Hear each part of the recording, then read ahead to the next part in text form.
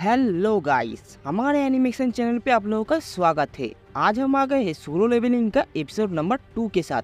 अगर आपने इसके पिछला एपिसोड अभी तक नहीं देखा है तो जल्दी जाके देख लीजिए, जिसका लिंक आपको डिस्क्रिप्शन में मिल जाएगा।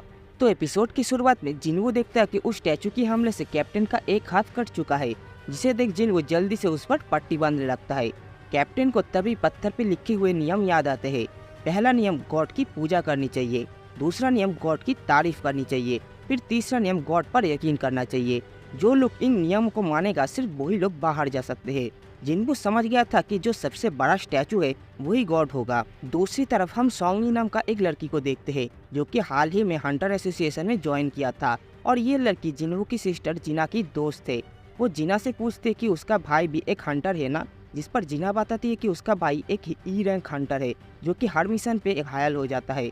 ये सुनकर सोंगी कहती है कि अगर वो उसकी जगह होती तो ये कभी नहीं होता।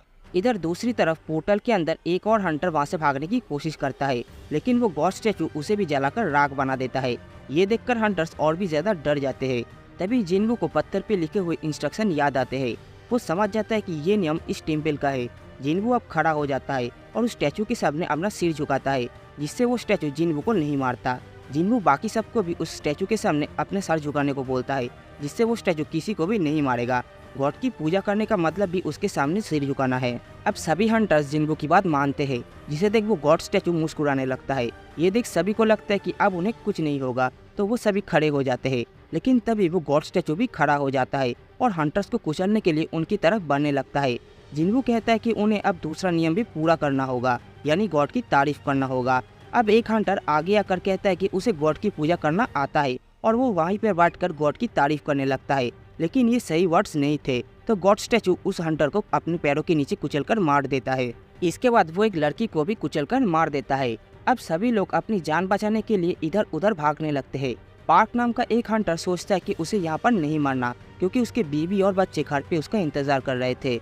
वो भागकर एक कोने में चला जाता है, लेकिन वहाँ खड़ा हुआ एक स्टैचू उसे बीच में से काट देता है, जिससे उसकी मौत हो जाती है।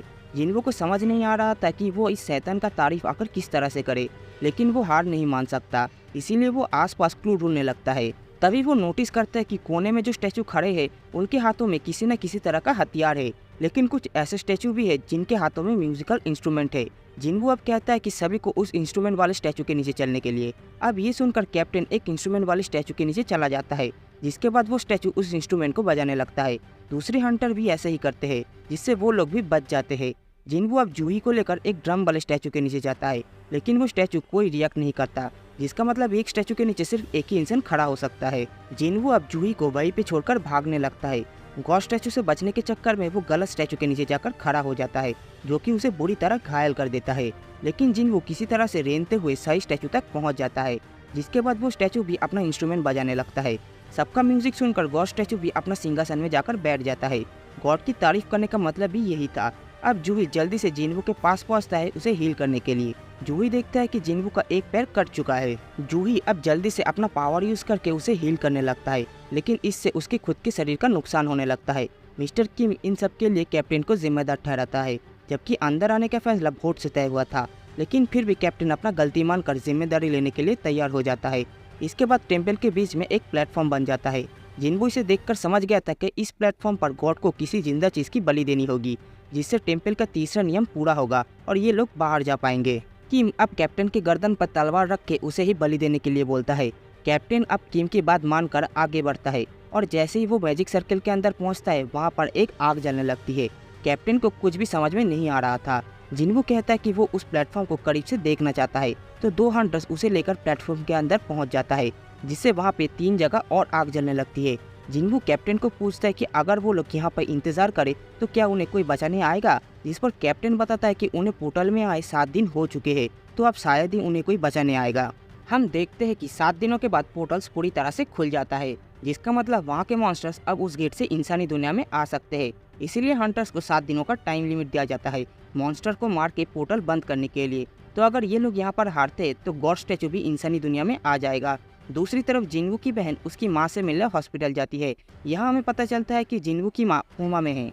अब जिन्वो सभी को प्लेटफॉर्म के पास बुलाता है, जिसके बाद सभी के लिए वहाँ पर एक एक आग जलने लगता है। इसके पीछे ब्लू कलर का आग भी जल जाता है और साथ में टेम्पल का गेट भी खुल जाता है। अब टाइम के साथ ब्लू आग बुझने लगती है और टेम्पल का स्टैचू इनकी तरफ बनने लगता है।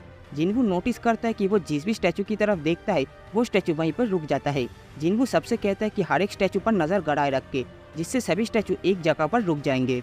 अब ये लोग भी ऐसे ही करने लगते हैं, लेकिन एक लड़की बहुत ज़्यादा डर गई थी। वो तेज़ी से गेट की तरफ दौड़ने लगता है और गेट से बाहर निकल जाती है, लेकिन उसके जाते ही उसका आग भी बुझ जाता है और गेट थोड़ा सा बंद हो जाता है। जिन्वू को लगता है कि ये कोई जाल है। फिर एक और हंटर जिन्वू को छोड़कर भाग जाता है। अब वहाँ पर सिर्फ 4 ही लोग बचे थे। जिन्वू इनसे हिलने के लिए मना करता है। शायद ब्लू फ्लेम एक टाइमर की तरह है, जिसके पूरा बुझने के बाद शायद इन्हें जाने दिया जाए। किम कहता है इसका उल्टा भी तो हो सकता है, टाइमर खत्म होने के बाद गेट बंद भी तो हो सकता है। किम को नहीं लगा था कि जिन्वू के जैसा कोई कमजोर हंटर उनके इतने काम आएगा। वो उसे शुक्रिया कहता है, लेकिन उसका भी एक फैमिली है और उसे यहाँ पर मारना नहीं है। वो जिन्वू से माफ़ी मांगता है और वहाँ से भाग जाता है। अब वहाँ पर सिर्फ 3 ही लोग बचे थे।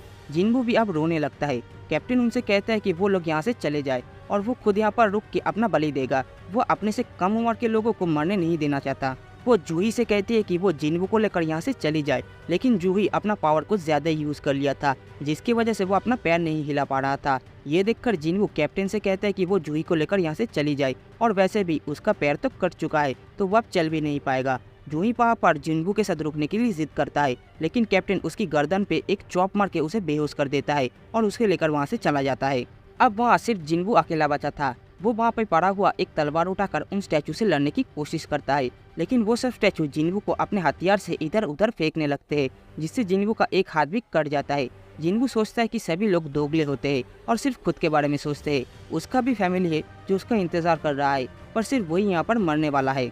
अब जिन्वू को प्लेटफॉर्म पर ले जाया जाता है। उसके शरीर में बिल्कुल जान नहीं बची थी। स्टैचू अब जिन्वू को मारने के लिए अपना तलवार उठाता है।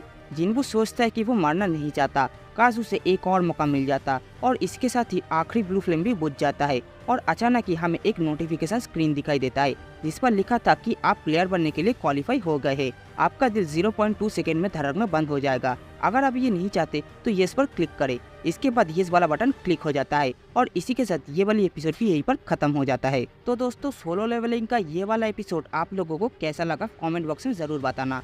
आप लोगों को क्या लगता है जिन्वू बच पाएगा या नहीं? इसके जवाब तो अगले एपिसोड में ही मिलेगा। तो उस एपिसोड को मिस ना करने के लिए चैनल को सब्सक्राइब करके बेल आइकन को दबा देना। मैं मिलता हूँ आप लोगों से अगले एपिसोड में, तब तक के लिए गुड बाय।